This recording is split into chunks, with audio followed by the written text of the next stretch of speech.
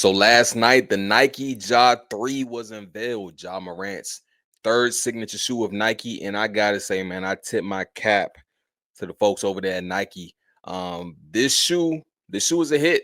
This shoe is a hit, and I know this shoe is a hit. When you look at, and let me get into the details first. I see it's a low top shoe. It's got 12 on the heel. You got the Nike swoosh right there on the side.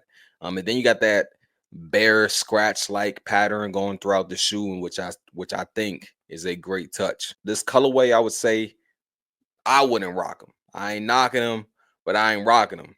That's how I'm going with that. But um, I know for sure they're going to come out with some different colorways that are going to look great on feet, on court, wherever. So I think Nike hit it out the park with Ja's third signature shoe.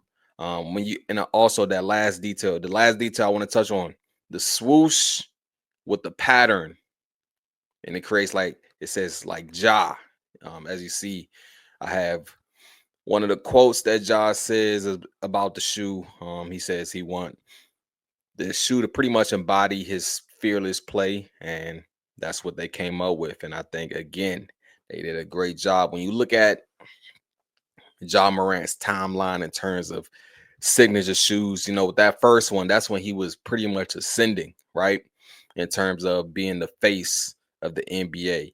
You got like his play style, um, high flyer at the point guard position.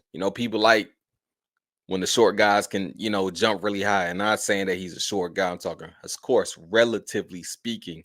When you're talking about the NBA, he's about what, 6'1", 6'2". Not a big guy either. He's probably 180, soaking wet, 185. And when you think of his play style, you think of point guards like Ja Morant. He's in that tier of, getting off the ground with a Derrick Rose, a prime Russell Westbrook. It's like, man, this dude flies. He flies, and that catches the eye of not only NBA fans but specifically the youth, man. And when you got the youth, man, the youth is the truth when it comes to selling. I'm telling you. And I feel like when that Ja one first came out, he was ascending. Um, the shoe itself, I wouldn't say, in my opinion, wasn't the greatest silhouette. Um, I wasn't too in all of it, like how I feel about the Ja 3. So that's when he was ascending. The Ja 2, I just feel like it wasn't as what people may have expected of a second signature shoe. They probably wanted a little bit more from Nike. I feel like when people hear that a player is getting a signature shoe, like so and so's getting a signature shoe, the first thing they think about, especially when it comes to Nike, is like, man, I hope it doesn't look like a Kobe. And I feel like the Ja 2 kind of resembled a Kobe. Uh, it's kind of like when it's low top and you get that big Nike swoosh, it's like it's not too much running you can do from it when it comes to the similarities to a Kobe. And around the time of the Ja 2, if I'm not mistaken, or leading up to the Ja 2, if I'm not mistaken, is when he got into his troubles with the NBA with the off court situations. So I feel like that may have, and then he had to sit out some games. I think he may have gotten hurt. It was like, you got that second signature shoe, but you really, it wasn't as visible as I think as the one was. When it comes to the Ja 3, they hit it on the head. They hit it on the head. I think when it comes to a signature shoe and it comes to selling a signature shoe, you have to have the player slash personality, play style, the shoe itself, right? And then the marketing. And I think when it comes to Ja Morant, you get all of that. With Ja Morant and Nike, you get all of that.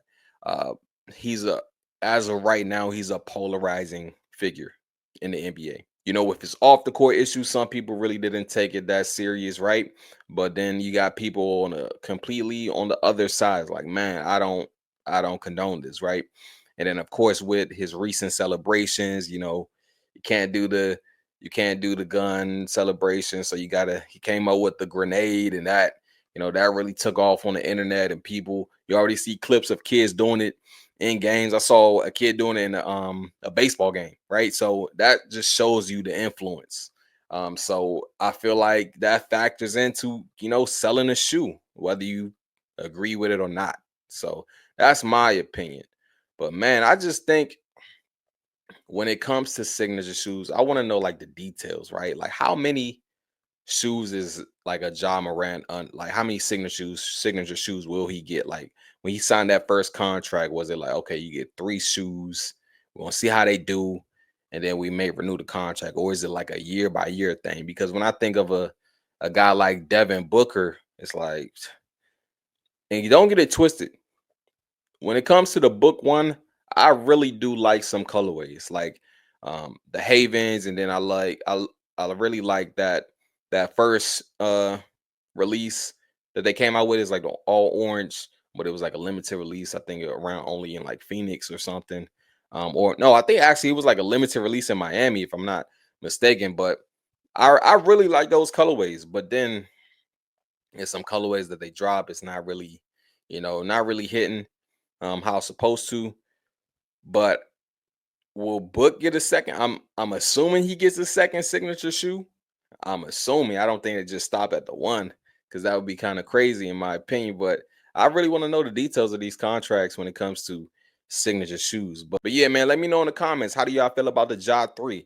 I really think, man, when they drop a black colorway, like a black base, and then you got the white bear scratch pattern going, whew, man, I think we're gonna see these.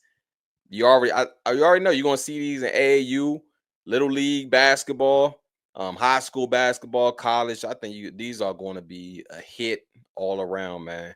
But in the comments, let me know your thoughts on the Ja threes.